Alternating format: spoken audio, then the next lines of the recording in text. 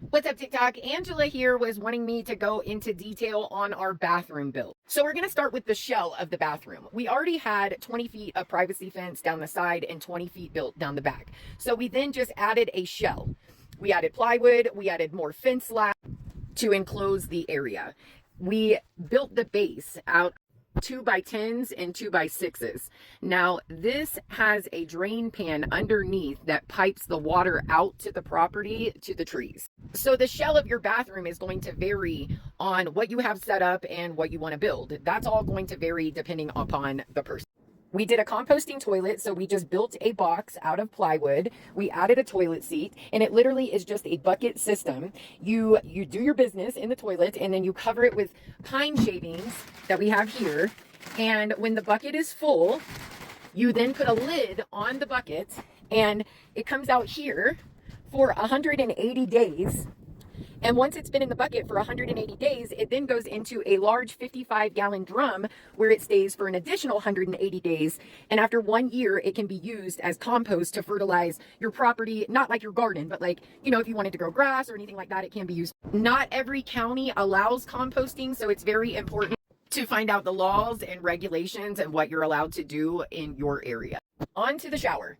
We purchased a Camp Lux outdoor camping shower. These units run about $250. They are instant water heaters and they pump out 1.58 gallons of water per minute. We did have to get a water transfer pump to pump the water into the Camp Lux from our 275-gallon water tank. The water pump is ran on its own solar. It has its own battery, its own solar charge control, and there is a 100-watt panel out there on the other side of the fence. This is the only thing that requires power to the shower. Once the water hits the machine, that ignites the flame with 2D batteries, and then the coils stay hot with propane.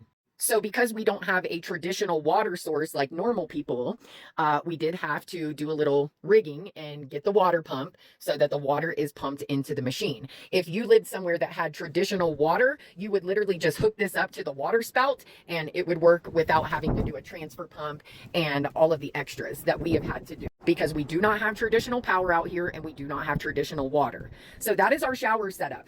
Since we only have running water here in this area, we then just put a utility sink in so that we're able to wash our dishes. So when we get ready to shower, you have to turn the pump on. It is kind of loud, but we don't care as long as we can get clean.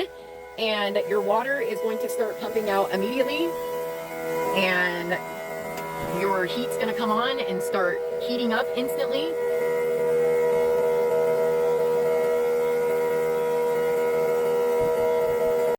And that is how we shower, wash our dishes, and how we use the bathroom. Total cost to set all of this up, we have about $600 invested into the shower, the pump, the solar setup, the propane, etc.